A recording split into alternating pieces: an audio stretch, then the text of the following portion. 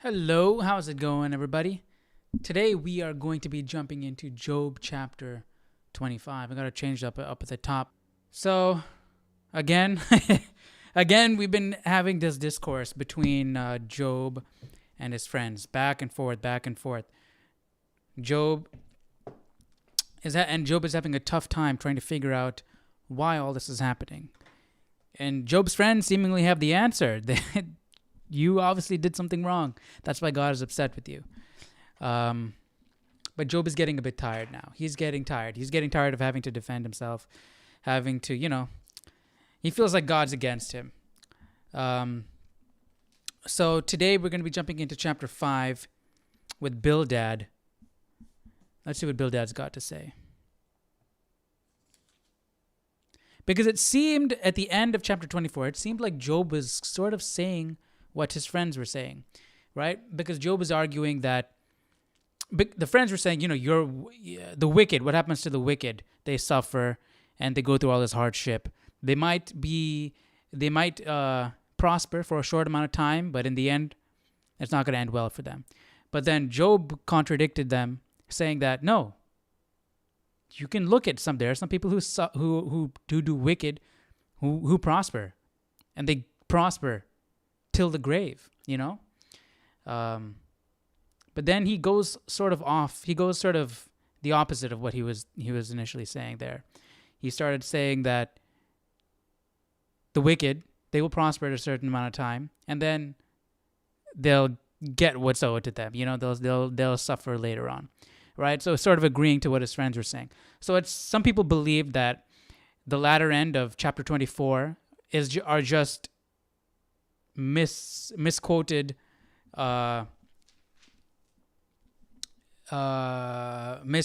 lines of Job's friends and not really Job.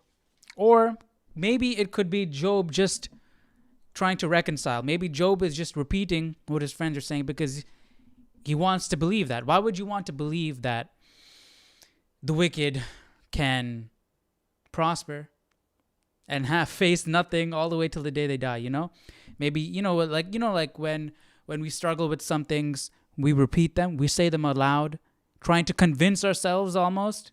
Maybe that's what Job is trying to do here.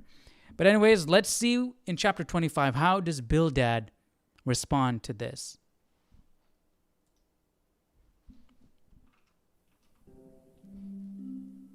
Then Bildad the Shuhite answered, Dominion and fear belong to him.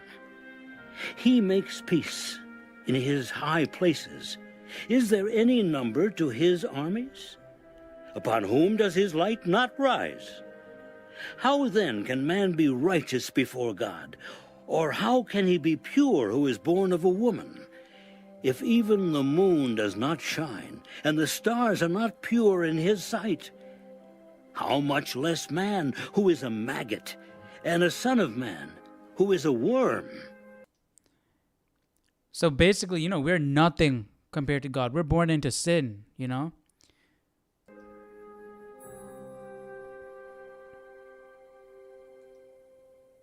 was very short.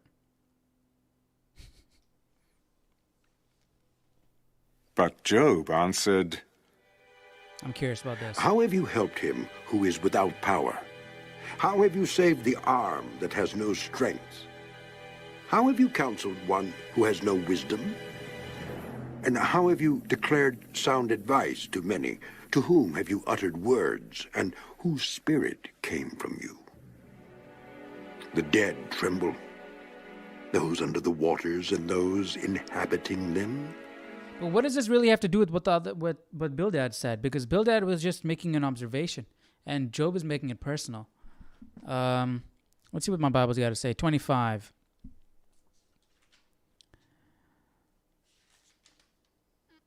In referring to God's dominion and fear, Bildad seems to be responding to Job's comments that the very thought of God's sovereignty made him afraid.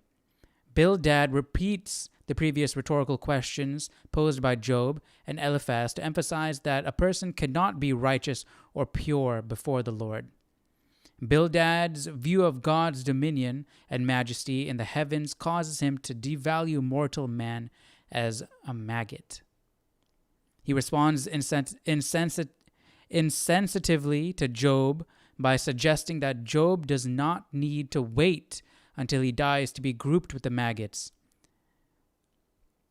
This was caustic sarcasm, for Job was in fact covered with worms. Oh, that's not a funny joke, man. It's not the time to be joking like that. Come on.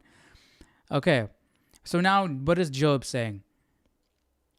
Chapter 2-4. How have you helped him who is without power? How have you saved the arm that has no strength? How have you counseled one who has no wisdom? Why is Job making this personal? How have? Rather than presenting genuine questions, these verses are probably sarcastic exclamations by Job to imply how little Bildad has helped him. But, I mean, in chapter 25, Bildad never said that he's helping Job.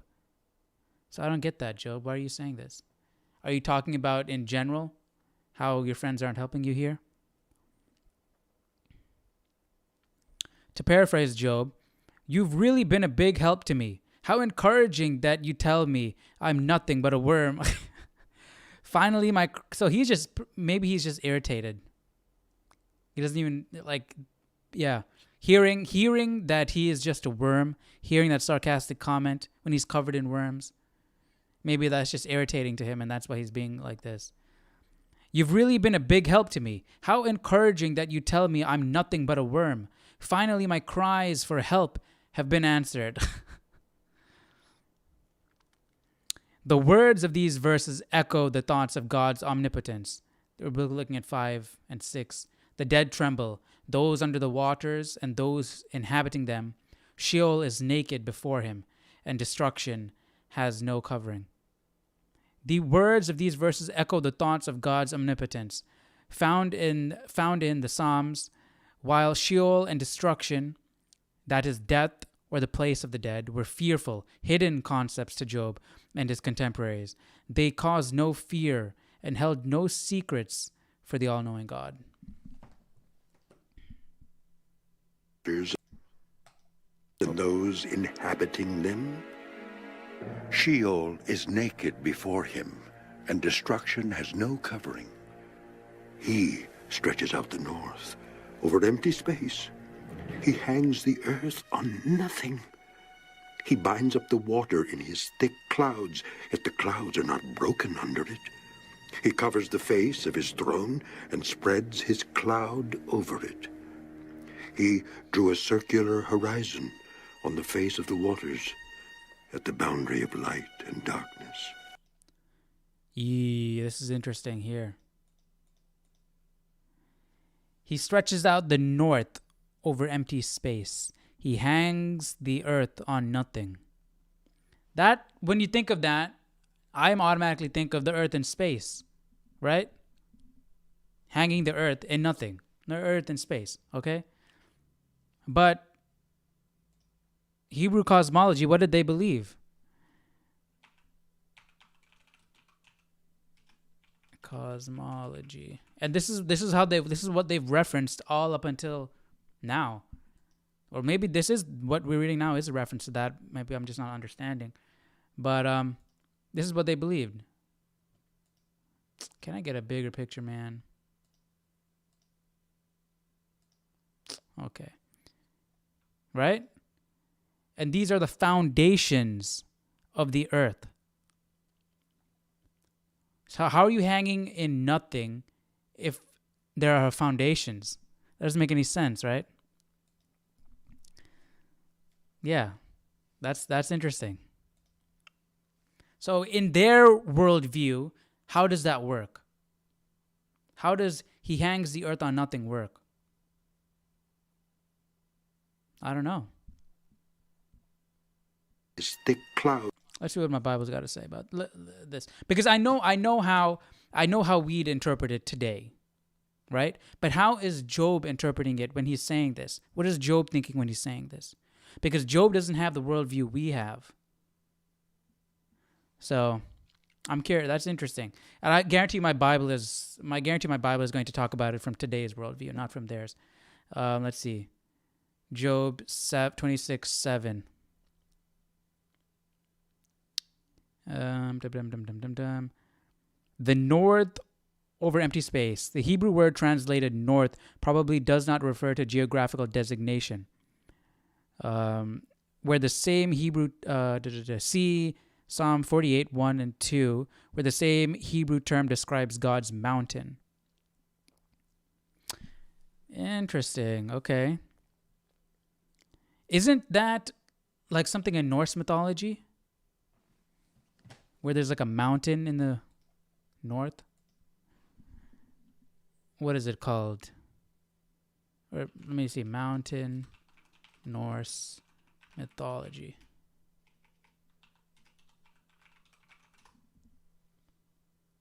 Norse mythology. What was it called? Was it Meru? Mount Meru? Oh, it's a Hindu thing. I was thinking Norse mythology.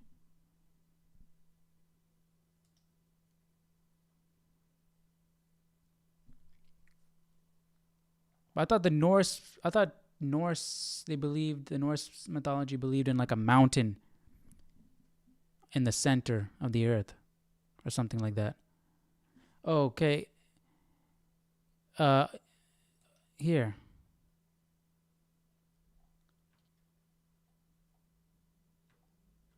This is not Norse mythology though. Mount Meru is a huge sacred golden mountain at the center of our universe, which supports the heavens and passes through the center of the earth.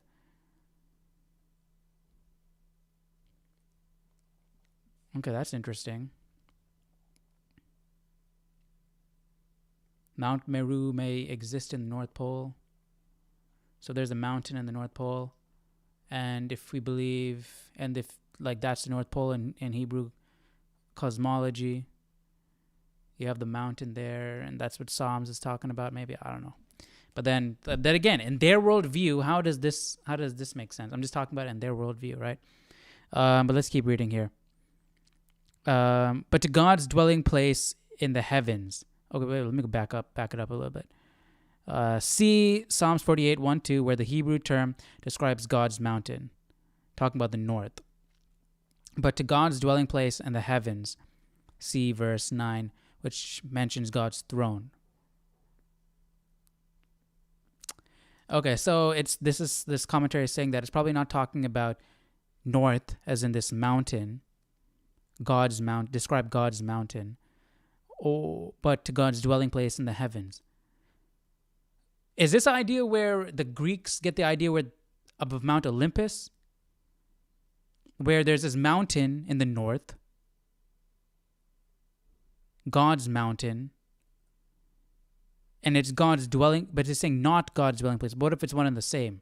What if the north, like my Bible is saying, the north can represent God's mountain or God's dwelling place? What if they're one and the same? That's Greek mythology, isn't that?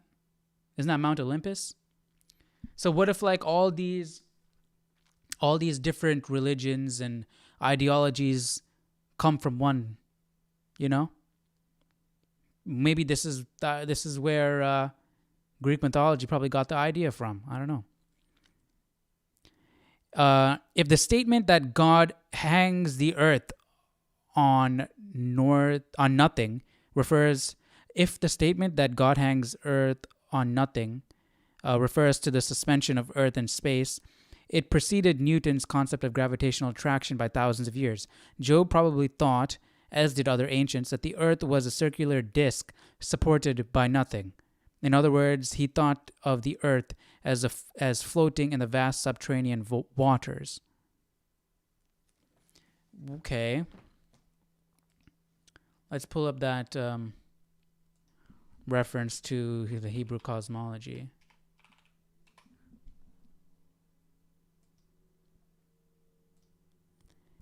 So you do have the foundations of the earth, but the foundations are floating. So then why are they called foundations? Because there is a great deep. That's what they believed. A great deep. But then how does the foundations of the earth, what does that mean? The foundations? How does that work? right? That does not make any sense. How is it suspended? Let me know what you guys think about all this. This is interesting, right? I think it's interesting. But let's keep on going here. In his thick clouds, yet the clouds are not broken under it. He covers the face of his throne and spreads his cloud over it. He drew a circular horizon on the face of the waters. That's what we see, right? A circular horizon, because that's how vision works, right? But how does Job know that? Because they didn't. I mean, I guess if you stand off in the distance on a mountain or something and you look off at the water, it looks like you can see the curve of the earth, but it's not. That's just, you're not really seeing the curve of the earth. You're not high enough at all. But that's interesting. So, okay.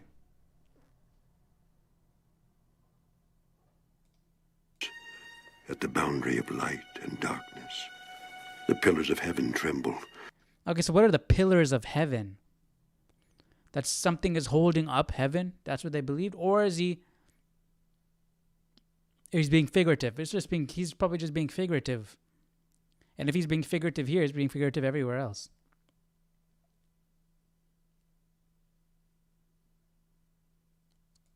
Yeah, if he's being figurative here with the pillars holding up heaven. So if you have something holding up heaven, but nothing holding us up, is there some meaning there that God is a rock and he's steadfast, he holds strong. Therefore heaven is strong, continuing, lasting. And earth, man, we are frail. We're all over the place. We don't have the strength, the power, and the wisdom of God. We're hanging on nothing.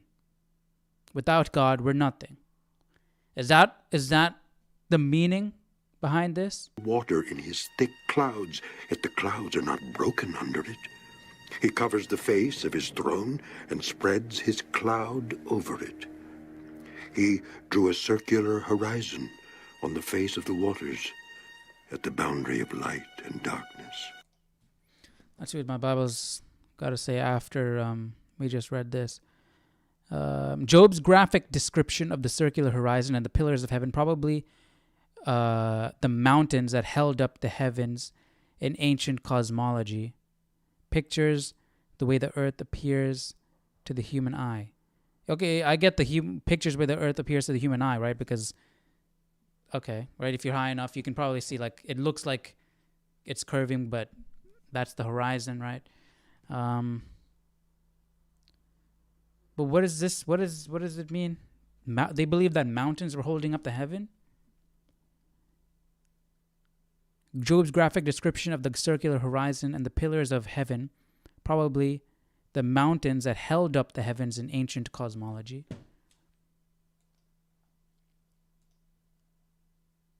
Okay, mountains, pillars of the sky,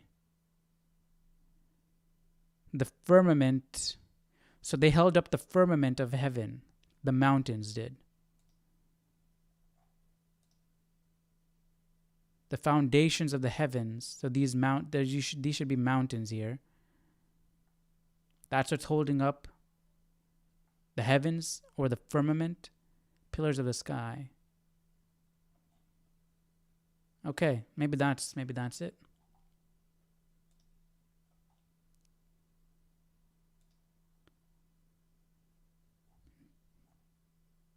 Imagine if it was like this, nicely carved columns and pillars. The pillars of heaven tremble and are astonished at his rebuke. He stirs up the sea with his power, and by his understanding he breaks up the storm. By his spirit he adorned the heavens. His hand pierced the fleeing serpent. Indeed, these are the mere edges of his ways, and how small a whisper we hear of him. But the thunder of his power, who can understand?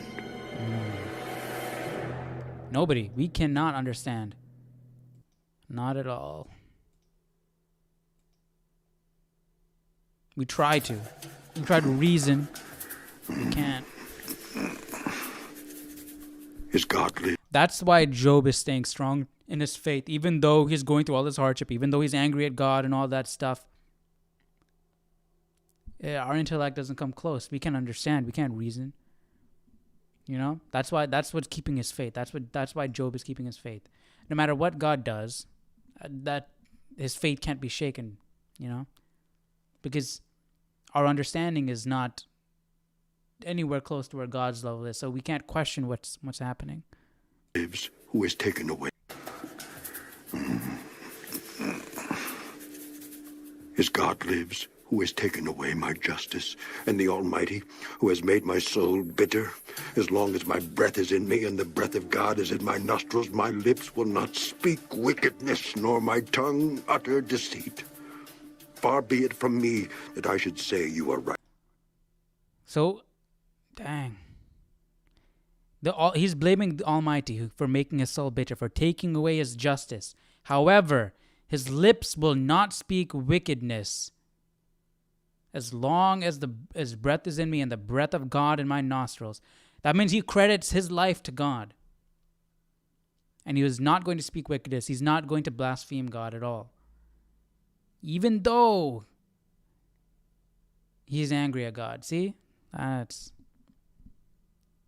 You can be upset with God. You cannot agree. You can be confused. You can question everything. But you can still have faith. Right? You can hate somebody. You can hate somebody for whatever reason. They might have done the most horrible thing to you. You can hate them to the very core of your being. But you still know that they're real. They're right there. You know what I mean? Right.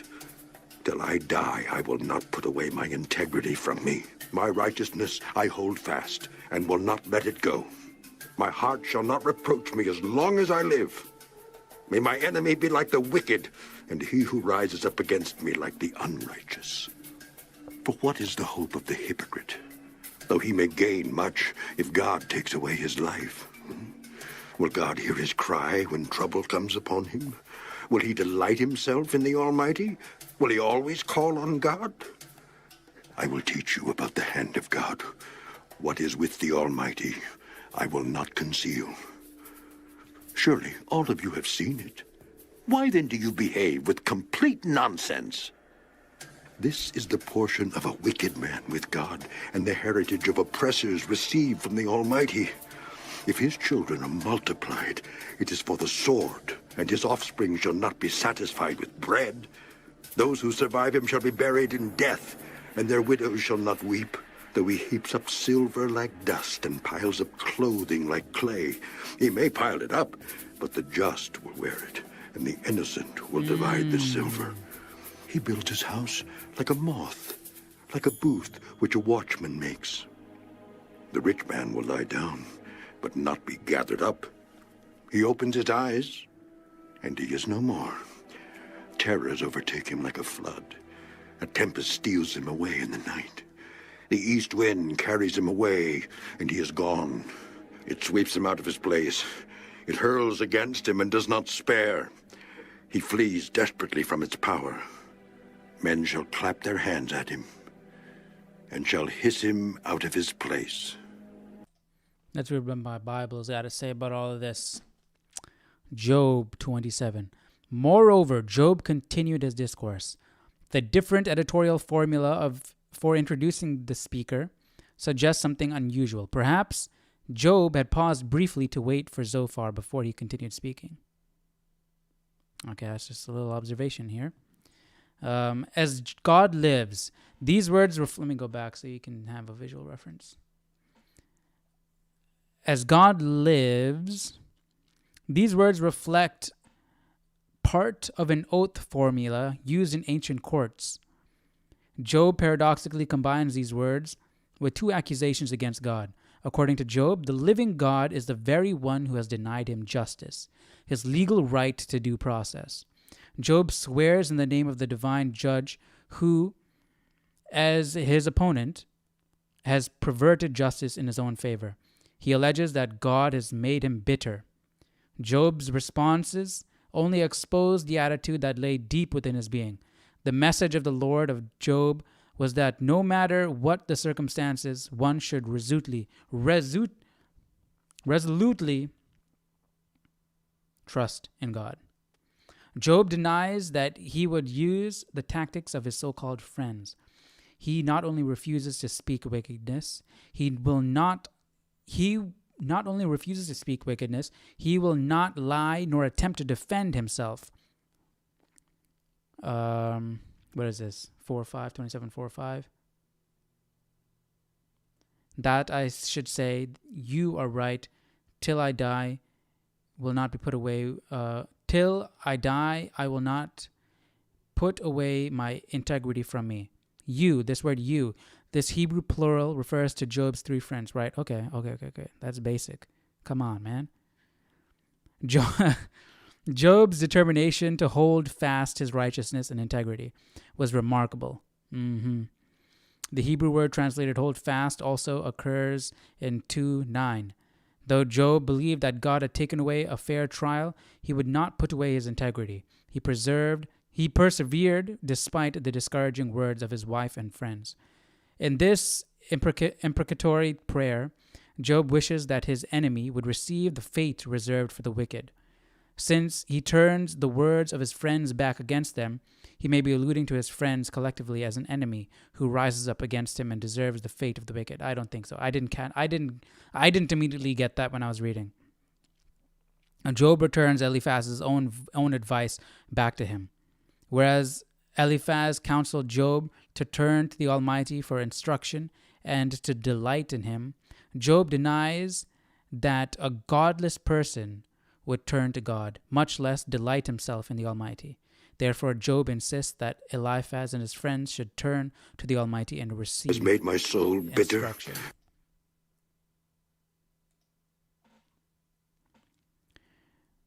Since these verses sound more like his friends' words than Job's, 13-25, I'm guessing it's going to say what we read yesterday. That is probably, you could probably give the author to one of his friends.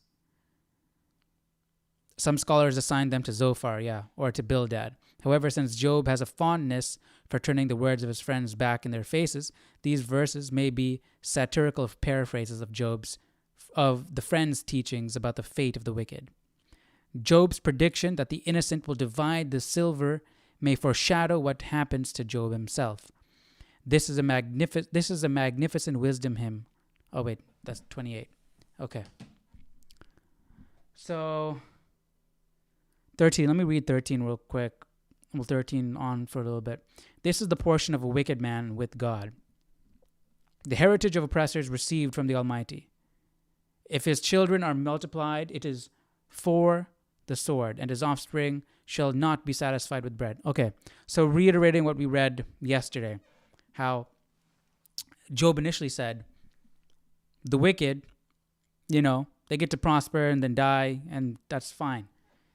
And then his friends had said, the wicked, fine, they may prosper temporarily, but in the end, they get what's coming to them. It's temporary, right? And Job seems to be, again, saying the same thing here. That the wicked may prosper, but in the end,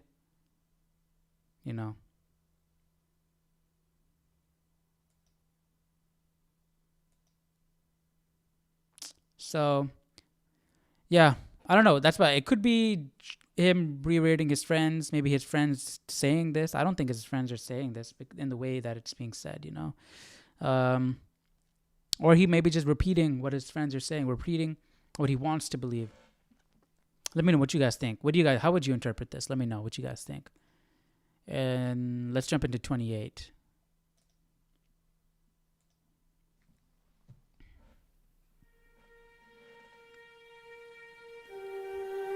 Surely there is a mine for silver, and a place where gold is refined. Iron is taken from the earth, and copper is smelted from ore. Man puts an end to darkness and searches every recess for ore in the darkness and the shadow of death. He breaks open a shaft away from people. In places forgotten by feet, they hang far away from men. They swing to and fro. As for the earth, from it comes bread, but underneath it is turned up as by fire. Its stones are the source of sapphires, and it contains gold dust. That path no bird knows, nor has the falcon's eye seen it. The proud lions have not trodden it, nor has the fierce lion passed over it. He puts his hand on the flint. He overturns the mountains at the roots. He cuts out channels in the rocks, and his eye sees every precious thing. He dams up the streams from trickling. What is hidden he brings forth to light. But where can wisdom be found? And where is the place of understanding? Man does not know its value, nor is it found in the land of the living. The deep says, "It is not in me," and the sea says, "It is not with me." That's interesting that the deep and the sea are two different bodies of water. It cannot be purchased for gold, nor can silver be weighed for its price. It cannot be valued in the gold of Ophir, in precious onyx or sapphire. Neither gold nor crystal can equal it, nor can it be exchanged for jewelry of fine gold. No mention shall be made of coral or quartz, for the price of wisdom is above rubies. The topaz of Ethiopia cannot equal it, nor can it be valued in pure gold. From where, then, does wisdom come? And where is the place of understanding? It is hidden from the eyes of all living, and concealed from the birds of the air. Destruction and death say, "We have heard a report about it with our ears." God understands its way, and he knows its place. For he looks to the ends of the earth and sees under the whole heavens, to establish a weight for the wind and apportion the waters by measure. When he made a law for the rain and a path for the thunderbolt, then he saw wisdom and declared it. He prepared it indeed, he searched it out. And to man he said, "Behold, the fear of the Lord, that is wisdom. And to depart from evil is understanding."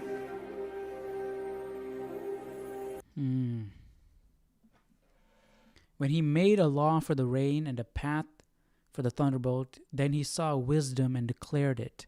He prepared it, indeed, he searched it out. And to man he said, "Behold, the fear of the Lord, that is wisdom. And to depart from evil is understanding." Okay. That's probably like how you see those Buddhist monks and all of them, or just monks in general. They have the stereotype of being wise because all they do is meditate and pray. I mean, Buddhists don't believe in God, but you know what I mean, right? Those sages, you just pray to God, meditate, focus on that, and you gain understanding. You're departing from all evil. To depart from all evil is understanding. And the fear of the Lord is wisdom. See, that's something we should all strive to do. But I imagine that takes a lot of time and a lot of effort. That would take one's entire life. A devotion of one's life too. And that's the most important thing. And why are we not doing it? Where are our priorities? Sometimes I question, like, why do I do what I do throughout the day? What's the point? Isn't that the point? That's the main point of everything. So, why am I not doing that all the time? Or in every single thing that I do, moving towards that.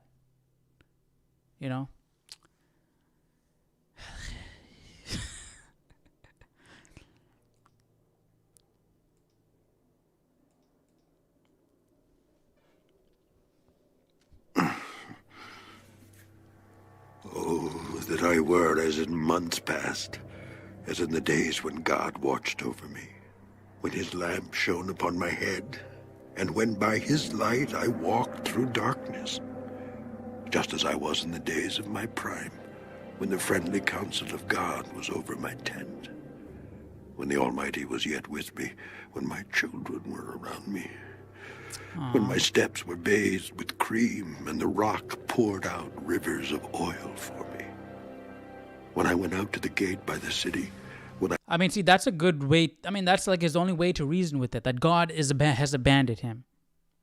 God isn't with him. Therefore, that's why his children died and all these things happened to him. Because God has been protecting him this whole time. Without God, all these things are bad. All these bad things are happening to him. That's a nice way to reason with it.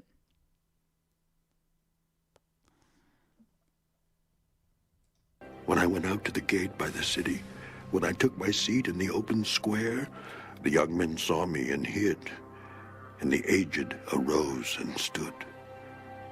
The princes refrained from talking and put their hand on their mouths.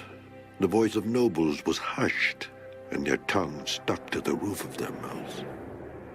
When the ear heard, then it blessed me, and when the eye saw, then it approved me, because I delivered the poor who cried out, the fatherless, and the one who had no helper. The blessing of a perishing man came upon me, and I caused the widow's heart to sing for joy. I put on righteousness, and it clothed me. My justice was like a robe and a turban. I was eyes to the blind, and I was feet to the lame. I was a father to the poor, and I searched out the case that I did not know. I broke the fangs So he went of the out of wicked his way to help? and plucked the victim from his teeth. Then I said, I shall die in my nest and multiply my days as the sand. My root is spread out to the waters, and the dew lies all night on my branch. My glory is fresh within me, and my bow is renewed in my hand. Men listened to me and waited, and kept silence for my counsel. After my words, they did not speak again, and my speech settled on them as dew. They So he waited was for an me as for impactful the speaker. rain, and they opened their mouth wide as for the spring rain. If I mocked at them, they did not believe it, and the light of my countenance they did not cast down. I chose the way for them, and sat as chief. So I dwelt as a king in the army, as one who comforts mourners. I want to look back here, though. Oh, that I were as in months past. Okay, right. And when by his light I walked through darkness, when the friendly counsel of God was over my tent, when the Almighty was with me, when my children were with me, when my steps were bathed with cream, and the rock poured out rivers of oil for me. So when he was prospering, when I took my seat in the open square, the young men saw me and hid. Why? Because they were ashamed that you looked so beautiful? Why? What does that mean? The young men saw me and hid. Like they were afraid. Like he had authority. And the aged arose and stood. The princes refrained from talking and put their hand on their mouths. And the voice of the nobles was hushed, and their tongues stuck to the roof of their mouths. When the ear heard, then it blessed me. And when the eye saw, then it approved me. Because I delivered the poor who cried out, the fatherless and the one who had no helper. So Job looks like he's praising himself here. He's like, look at the back. like, I mean, like basically saying like my life was good. Back when God was with me, my life was good.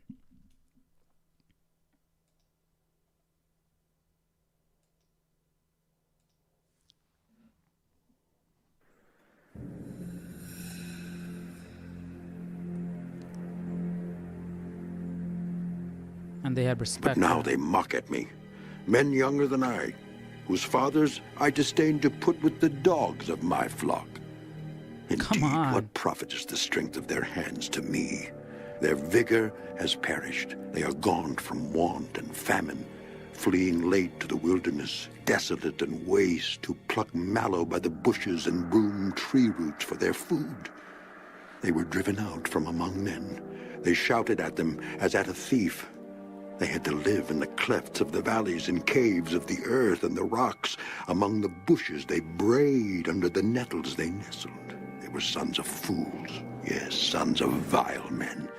They were scourged from the land. And now I am their taunting song. Yes, I am their byword. They abhor me. They keep far from me. They do not hesitate to spit in my face. Because he has loosed my bowstring and afflicted me, they have cast off restraint before me. At my right hand the rabble arises. They push away my feet, and they raise against me their ways of destruction. They break up my path. They promote my calamity. They have no helper. They come as broad breakers. Under the ruinous storm they roll along. Terrors are turned upon me. They pursue my honor as the wind, and my prosperity has passed like a cloud. And now my soul is poured out because of my plight. The days of affliction take hold of me. My bones are pierced in me at night, and my gnawing pains take no rest. By great force my garment is disfigured. It binds me about as the collar of my coat. He has cast me into the mire, and I have become like dust and ashes. I cry out to you, but you do not answer me. I stand up, and you regard me, but you have become cruel to me. With the strength of your hand you oppose me. You lift me up to the wind and cause me to ride on it. You spoil my success, for I know that you will bring me to death, and to the house appointed for all living. Surely he would not stretch out his hand against a heap of ruins if they cry out when he destroys it. Have I not wept for him who is in trouble? Has not my soul grieved for the poor? But when I looked for good, evil came to me. And when I waited for light... So now he's like bargaining. He's saying like, I've done this, I've done that. Why am I in this position here? Then came darkness. My heart is in turmoil and cannot rest.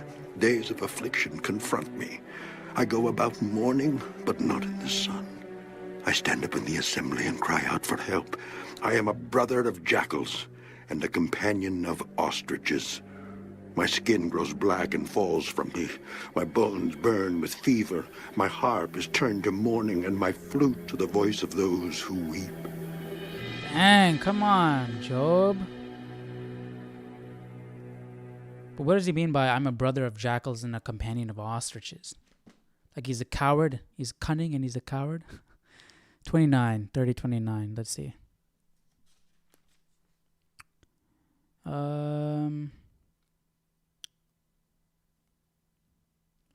His loud cries for justice are as futile as the wails of jackals and ostriches. Oh, okay. I didn't know ostriches wail and cry. Man, so Job is... He's crying out for help. He's literally just venting. That's literally it. He's in pain and in trouble, and he's just yelling and crying. That's sad. And he's going to continue on for 31 and 32. Elihu contradicts Job's friends. So now we have someone that's sticking up for Job. 33, he's contradicting Job. So I'm curious now. What is Elihu going to say? We'll find out tomorrow. Hope you guys enjoyed today's reading. Tomorrow we'll jump into chapter 31 and we'll continue from there, all right? Hope you guys have a great rest of your day. And I'll see you guys tomorrow. Take care. Bye-bye.